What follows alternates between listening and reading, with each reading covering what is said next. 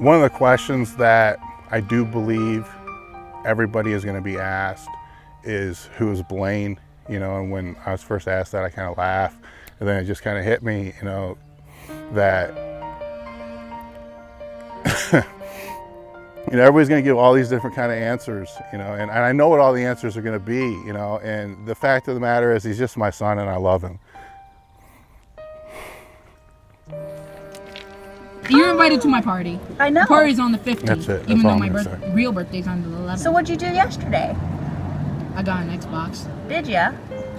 And apparently every day there's only one thing I want, no matter what day it is. What's that? I'll give you a hint. It's the opposite of hostile. I don't know what that is. You know, the opposite of a really, really bad day. That's what it means. So every single day you just want a really good day?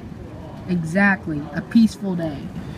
As in, not bugged, just left alone, in peace. One thing that just blares in my mind is he had this feeling that, you know, he wasn't normal. And although he was okay with that, he knew that the only way that he could fit in here was if he became normal. Oh, did you cheat on that one? You cheated on that one. Blaine,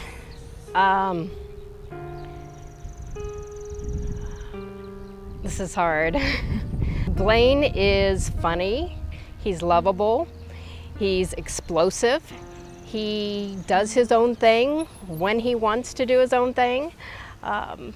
You name it, he can be whatever he wants to be. He is extremely independent, extremely independent. But yet at the same time, when he's around a group of people, you know, he's a prankster and a jokester and so forth. But he is truly the love of my life. How would I define autism? That's an interesting question. So let me start with how I defined autism before I really knew what it was. And we'd be going back now quite a ways. So my son is 13 now. And I think the actual diagnosis was second grade.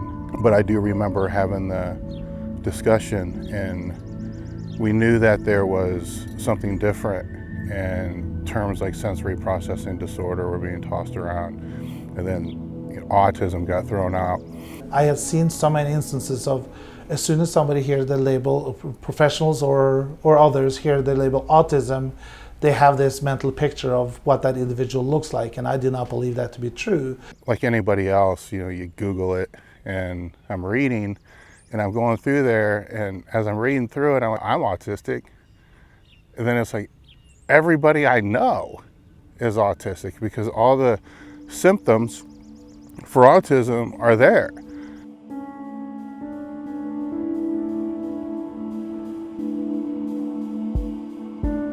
So then, as a parent, you're like, there's no way that my son has autism, because this is everybody, you know. So why are they labeling him and putting that out? And back then, I had a really, really, really, really hard time with labels, because I was labeled and had several labels attached to me growing up, and that's the last thing that I wanted for my son, was to be labeled anything. Look at. With a smile. Smile. Get it over with. Smile. I'm not going to take it until you smile. First race, it's awesome. Sweaty balls. Sweaty balls. Blaine, All right, I think we got it. Right? Blaine, no. This is not worth it. Autism is a brain disorder, and it affects your social ability, cognitive function, physical development. I don't use that definition to define what I do in my approach to working with children with autism. I'm thinking of it as the individual that is, you know, in front of me. Where are they at today? What are our goals? What can they do today? Where are their interests? That's the most important thing. I don't think anybody's really unable to learn. They're just going to learn at different capacities. It truly is a spectrum. We're going to look at every single student and their needs individually, and then make decisions based on the student's needs. So that's how I define it now, is it's a spectrum, and then it's a matter of navigating the child through the spectrum to try to determine, you know, where they're going to fall, and they can always improve. Educators and professionals alike often use the label of autism as an excuse for, oh, he cannot learn because he has autism, or if a student is struggling with something, it's because of the autism label. And we look at, well, if a student is struggling, we need to look at how are we teaching, what can we do differently. I'm not convinced that there's a cap on any of this. You know, behaviorally, there may be some children with autism that may never behave better than, say, a third grader. But that doesn't mean that with work and practice and teaching and education that you can't get them to behave as a fourth grader. And if they can behave as a fourth grader, then they can behave as a fifth grader. I think a lot of people just give up too soon, or they quit too soon, instead of trying to seek out greater resources to try to move them ahead. I need to put out there that, you know, I am married, you know, I do have a wife, you know, and we are in this together. You know, we've been in this together from the very beginning, and that doesn't mean you're going to agree on everything. And I was very stubborn, as I said earlier, very hard-headed because of my own past and what I had to deal with that, because that was my frame of reference, and it was the only frame of reference I had. So with Tracy, she didn't have that frame of reference, which in this case turned out to be really good because we had very, very different opinions, which led to, you know, a lot of struggles and a lot of fights, but also to a point to where she was able to realize, you know, autism kids throw their fits, well, adults do too. Do you think you can beat your dad in arm wrestling? Really? It's not yet. We're gonna have to. He's pretty much Hulk Hogan. You got to step up because you got to be able to provide some type of role model and assurance that they can get better, you know, as they get older, instead of just, you know, ditching them and saying, I can't deal with this, because you can't. You know, life is about dealing with shit. That's all it is dealing with shit. As soon as you start saying, I can't deal with something, then you've lost. Not just that, but everything.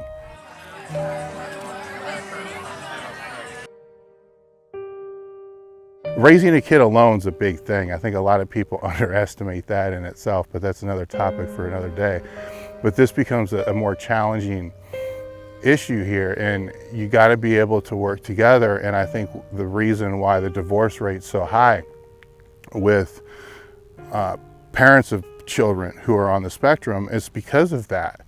You know, you have people that aren't stepping up and taking responsibility to work together towards the same goal. But keep in mind that goal isn't how you feel and what's most convenient for you. The goal is what's most convenient to help your child advance and get better and move forward.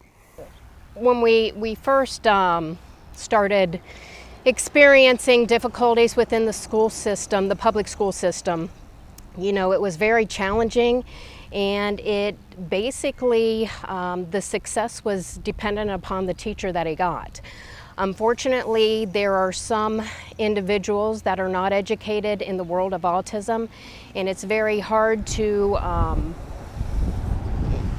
get Blaine the help and give him the direction that he needed at that point. Because the school system became an unsafe environment, and when every child is entitled to a safe educational environment, and if they can't provide that, then it's up to the school system to do what they can within the IEP to provide a safe environment for your child. So for us, it was moving in home for the education, so the teachers would come to the house, and then ended up finding a school that specializes just in autism, which is the best thing that we ended up doing. So we were fortunate enough to be introduced to Hagen Learning Center. We wanted to start a school where we look at these as kids. Yes, they have a label of autism, which doesn't tell me anything about the kid, and we wanted to create an environment where we set the high expectations. We much rather set expectations high and not meet them than setting them low and meeting these expectations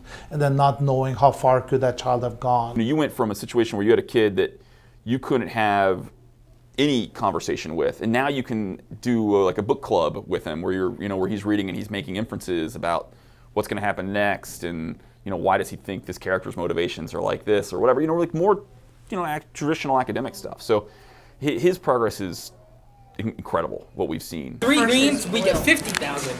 What would you do with 50,000? I don't know. We'd have to split the prize by about 25,000 each. Who? You or him? You and him, or me and you? I don't think I get anything. You're barely around that much, are you? My main objective is for them to know when they're grown up, I was there. Even if it was, can you help me with this math problem, or they have this question, or they just want to show me something stupid on YouTube. Good evening, everybody. Everything around here is a little different. We're moved into a new workout house. The Angry Birds column, for those that don't know, is a series of articles that I wrote for Elitefts.com in regards to just being a parent with a child that has autism, and even really before we even knew that, when we just was sensory processing disorder or whatever it was, just struggling with knowing that your child's different. There's a lot of frustrations, and there are a lot of frustrations that I was going through. The biggest being, the hardest one that I had to come to terms with, was my child is not me. His childhood isn't going to replicate mine. Whenever I find myself very frustrated and confused, one of my coping skills is to write. And one night I came home, and it was after some social event that my son was at and we were at, and I was frustrated, man. And I just sat down and I just tapped this article out. I just wrote it for me. I didn't really write it for anybody else. I just wrote it to get my thoughts out of my head, and it was dealing with a lot of the frustrations that I was going through as a parent. When you have a child that's throwing fits for 3 hours, and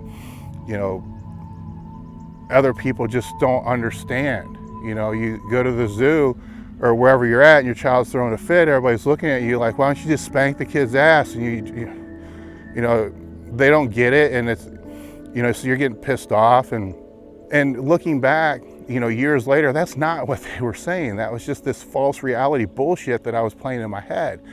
But when I put it all out on paper, I was able to come to terms with all that. Then when I went back and read it, and I had some things in there that were actually helping, that were working, with us at the time, I figured, what the hell? Let me just throw this out, and I'm going to throw it out as a training log post and see what happens. The feedback was overwhelming, and the feedback was from other parents saying, look, I'm in the same situation, and a lot of feedback of, Dave, don't worry about it, I've been through this. And when I say feedback, it's more feedback than I received from any other article or post I've ever made. And this was from parents, it was from educators, it was from people that are on our own team that I didn't even know worked with children with special needs. Reaching out saying, look, if you have any questions or you need help, I'm there. I had contributors want to submit to the series who were educators to be able to step in and say, look, I will write this, but I'm going to do it anonymously because I'm going to tell how it really is. I'm not going to tell what our administrators want to know or what the government wants to know. It says, I'm going to tell you exactly how to navigate this, but I don't want to put my name to it because I don't want to get fired from it. And then I continue to keep posting, as we learned and as we moved forward, up into a point where there really wasn't a whole lot to post anymore, because things get better. They really do get better. And as a parent and a child on the spectrum, if you don't have them in the right educational institute or the right system for them to learn, it's very frustrating. And then once we got him seated in the right system for him to be able to learn and to grow, it got better. I'm not saying that there's still not struggles, but you also grow as a parent and you grow as an individual. Not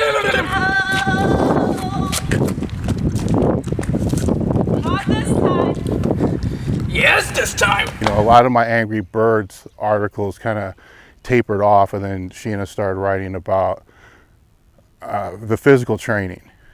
With Blaine, I wanted to bring him in and let him know and to show them that training can be a coping mechanism, because a lot of the sensory processing drills and exercises that he was doing when he was really young, physio ball related, all this kind of stuff was all kind of in my wheelhouse. And I'm like, I got this, I can do this, you know, I would bring him in the gym and start trying to train him, and it was just a utter failure every single time. Dave's intent is he wanted Blaine to have something in his life, and if it be training, that he has something, an outlet. And so, you know, the daily stressors that he has to deal with, you know, going to school, dealing with a brother, you know, having events he has to go to that he doesn't want to go to, doing things that he doesn't want to do, all, you know, just regular things that we have to deal with. He wanted him to have an outlet, and that be the gym. And I'm not trying to get him to bench and squat and do all this other stuff. I'm just trying to do him basic physical development stuff. And it's just, I sucked, you know, and it wasn't working, and I couldn't figure out why it wasn't working. I've trained, you know, clients that never exercised before in their life. I've trained other kids, I've trained everybody, but I can't train my own son. You know, it was frustrating as all hell. And he did some training with her, and it clicked. And she has a background working with children with autism, so I just kind of let it go and would watch from the outside to not be distracting. Dave just wanted to have this gym be something that was home for Blaine. Blaine's training with Sheena, it is has been a development and a friendship that has grown over the years. It's something that Blaine looks forward to, and it helps him develop socially as well. And he's able to use the training as an outlet to his frustrations, and it's also, you know, also provide some obstacles to challenge him to control those frustrations. From the early years, it started out as we're here to play, we're here to accomplish something. It could be just so minute, and if it is minute, it's fantastic, and we're gonna celebrate it. From there, you know, proceeded to a once a week thing, and then progress started to be made after a period of time. And so originally working with him, 9.5, 10 years old, I did see the classic, you know, autism traits. So we had to do things the same every week. He wanted to do the same exercises. It was hard for me to incorporate new exercises, new implements. There was a lot of fear. What's going to happen if he has a meltdown? You know, that was my biggest concern, is she going to be able to handle, you know, if he has this meltdown? And anybody who has a child on the spectrum knows what I'm talking about. So for example, you know, all of his early childhood, he just saw guys in the squat racks, you know, squatting. They're pouring out sweat. He had a hell of a time just squatting and just sitting on a box and standing up, or any type of squat movement.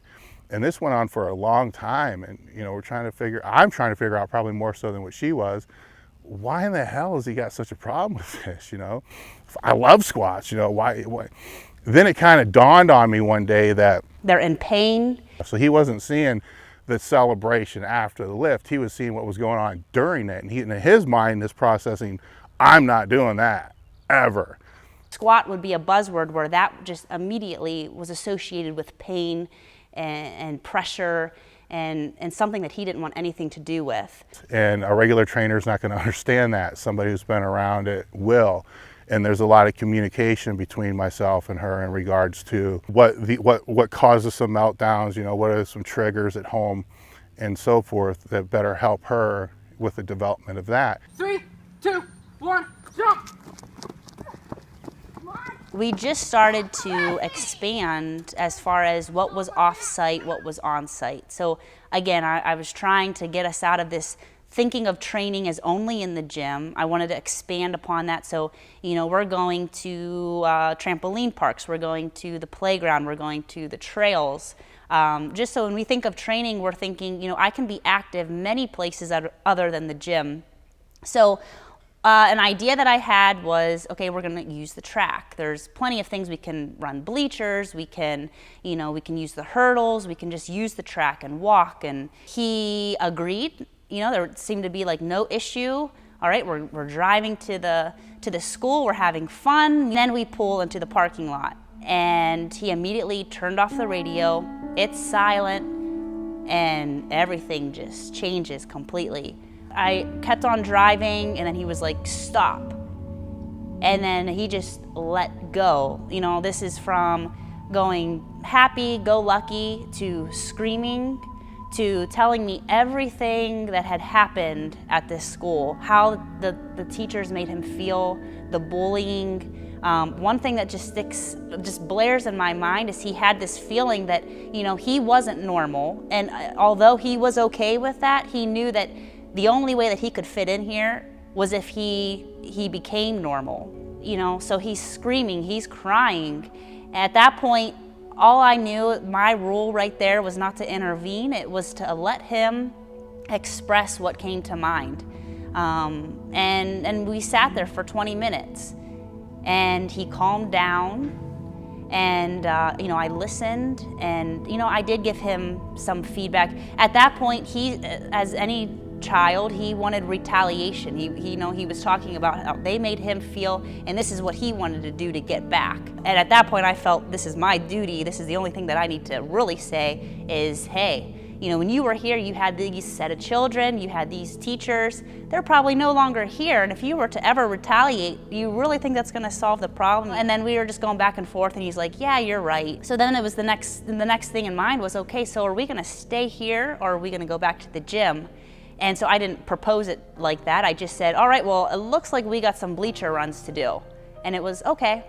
And so, we drove to the stadium, we got out, and we accomplished everything that we needed to do that day. Thank you for napkins. We have a tally system in place, and actually it was Dave's idea.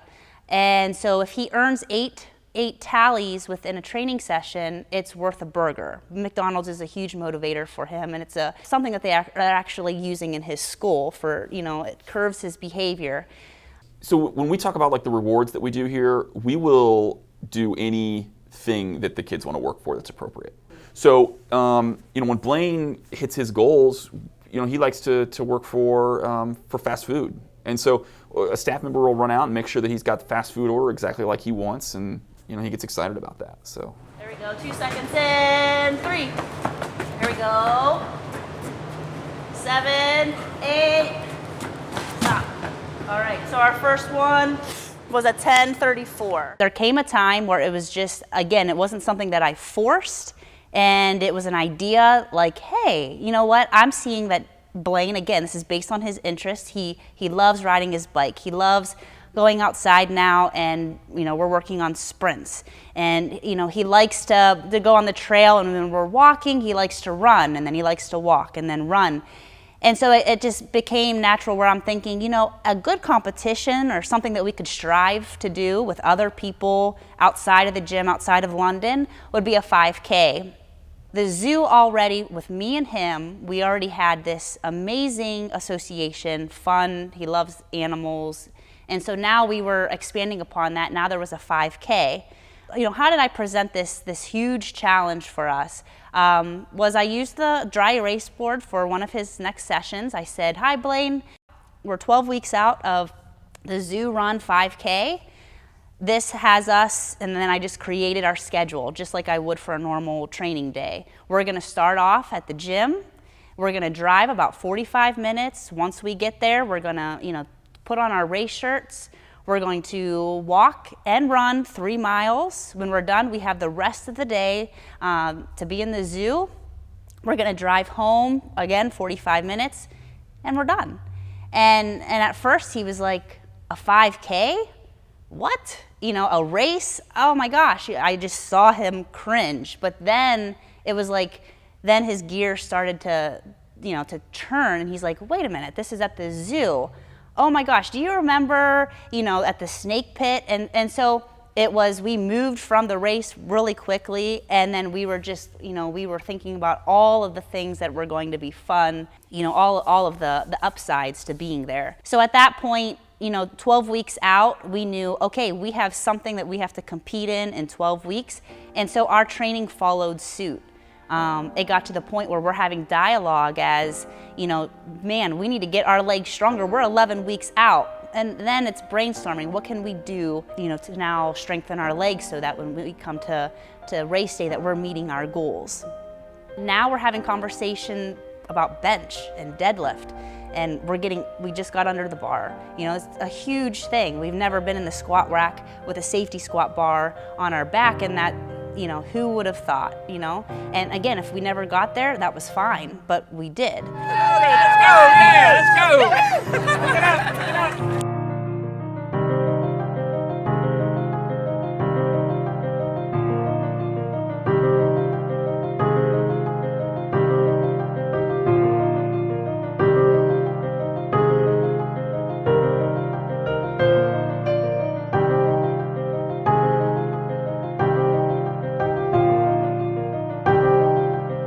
I wish I would have embraced it a little bit sooner, because now that I do define it differently and know how to define it differently, it opened up a spectrum of opportunity that otherwise didn't exist without having that. So when I speak to other parents who run into this type of situation, I tell them, don't think of it as a label, think of it as a way for you to get extra help and support that you otherwise would not be able to get, because that's really what it does. That label doesn't hold your child back, that label helps your child to move forward.